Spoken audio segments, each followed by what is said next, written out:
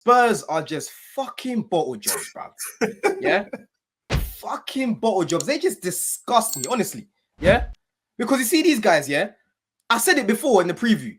You're not gonna get a better chance to play Arsenal right now. Yeah, Arsenal still have a good enough team to get a result, is what I said. And I said they'll most likely get a set piece goal because they're very good on set pieces, and Tottenham are shit on set pieces.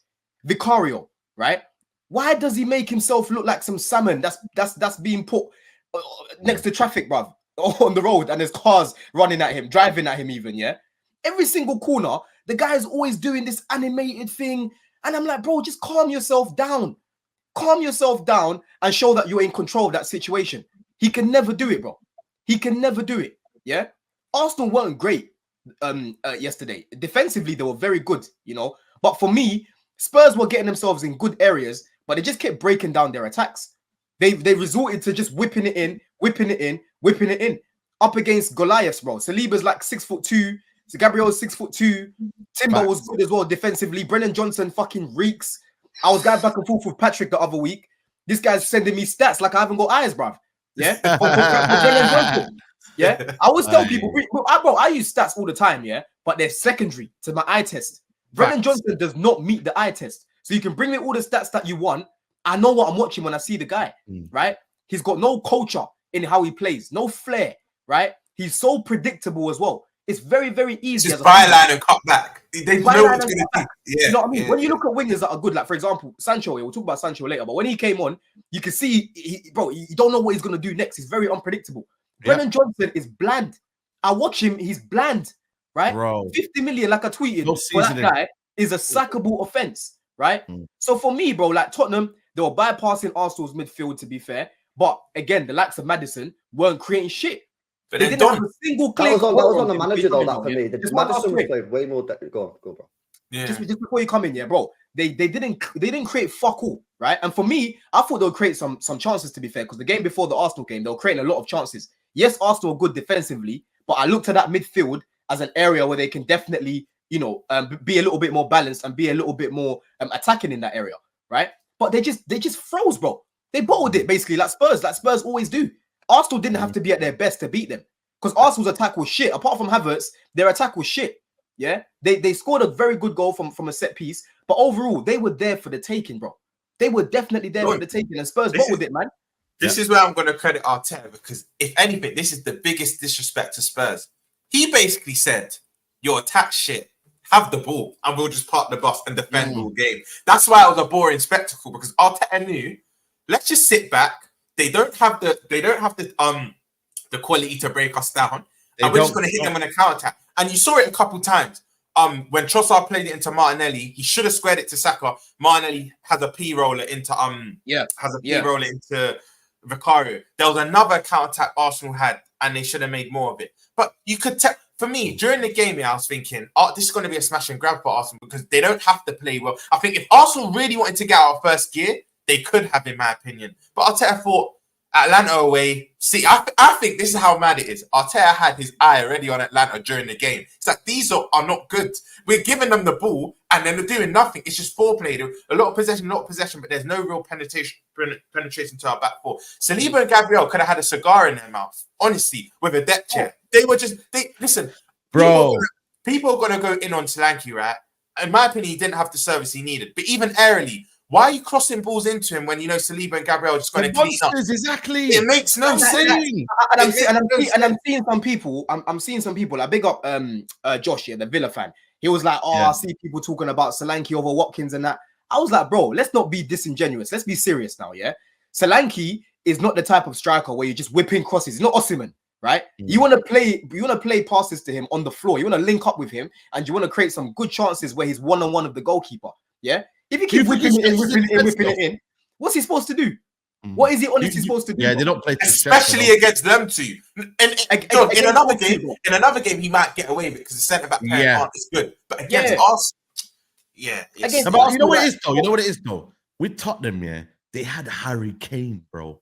So I feel like it's gonna be so the expectations are gonna be so high, that he has to fill them boots. Like I always think, when you get that striker now, in like a world-class striker, the next one after I don't know. I'm not saying that they always flop, but they don't really reach the heights in it, or they can't. Yeah. It's hard to fill. Or the it boots, takes them man. a few years. Like, Yeah. Look at us, man. Like, Look at us.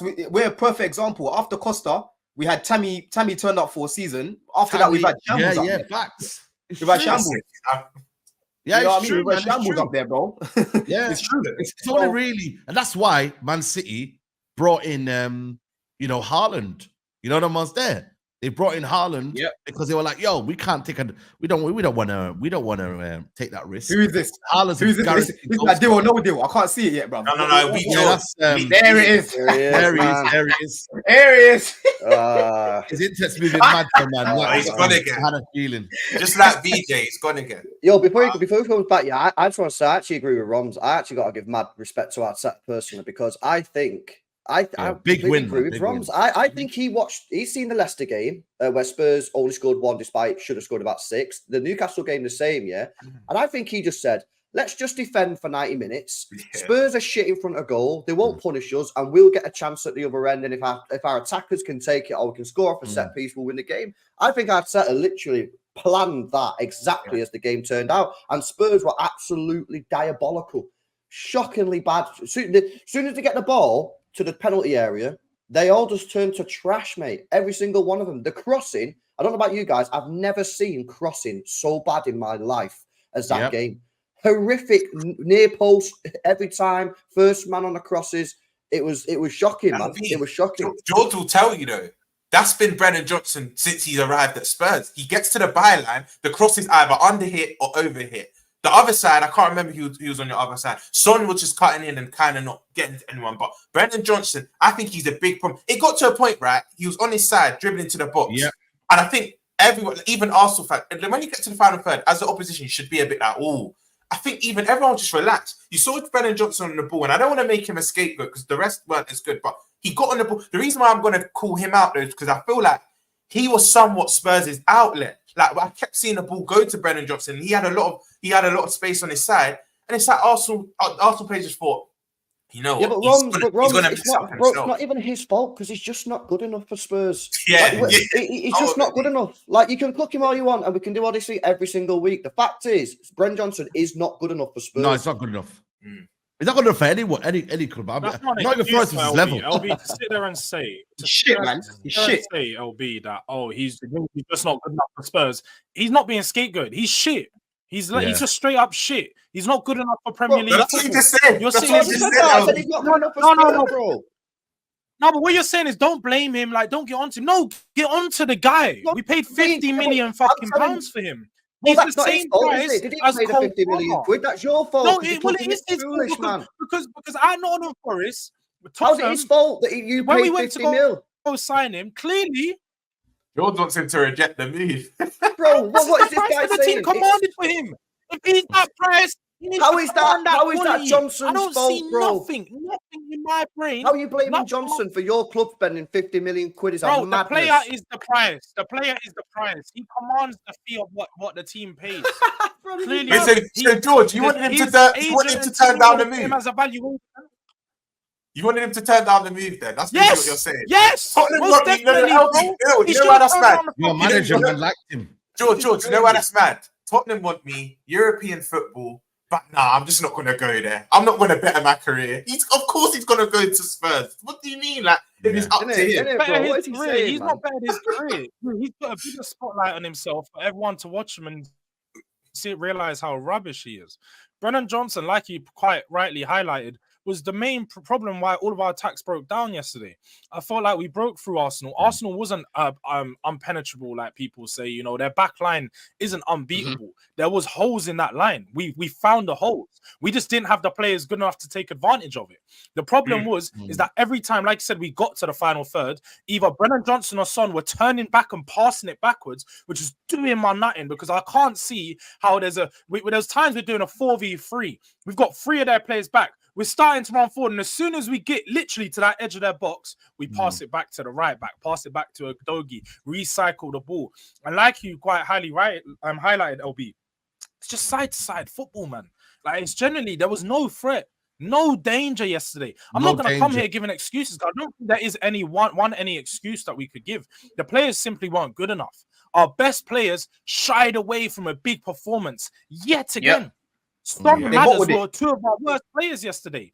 They literally Spurs. George, can I when you ask you think of something, Spursy performance, that is And that's what I was the saying, Jules. definition of a Spursy performance.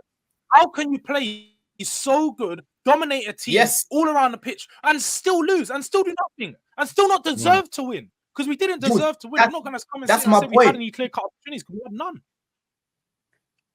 You know what's bad? That's my point because go on, I hear what Roms and LB are saying about Arteta. Yes, Arteta set up well. We all expected Arteta to sit back. No one expected Arsenal to try and go like gun for gun with Tottenham because that's going to play in Tottenham's favor. You don't want to give Tottenham too much space to create, right? They compress that space. But even so, like what you're saying, Jules, you bypassed their midfield, bro. It was your quality, right, in the final bit of execution. Because Chelsea had the same problem against Bournemouth. We were getting in good areas to do something. We kept breaking down our attacks. That's what you lot kept doing, right? Arsenal individually at the back were good, apart from Ben White. I think all the defenders were good, barring him, right? But Spurs had many opportunities to do something, bro. Many opportunities, bro. Yeah? If you had Saka getting in positions that Brennan Johnson was getting in, he's whipping it on his left foot, back post for Solanke to get his head on. Brennan Johnson hasn't got that ability. Madison's getting on the ball. He's not creating anything. Son ain't even trying to run at Ben White. These are issues with their quality rather than. I didn't look at the game and think defensive masterclass from Arsenal. Yeah, but Don, do you I looked think at it more Arteta like knew that? Spurs was shit in the final literally. third. Arteta knew that though, Don. Don, That's why Yeah, he knew that. He I recognized. know he knew that, but we've seen Spurs. I know we know that, LB, but I think the thing to highlight is that this isn't an Ange problem. I don't look at this and say Ange coached a bad game. And the one thing I will say was the attacking patterns were far too similar. We're doing the exact same thing and trying to recycle the ball and go down the wing and cross it in, knowing that it's not working. We kept trying to use the right-hand side, knowing that Timber is clamping up Johnson. There was no space there, but we kept going to Johnson.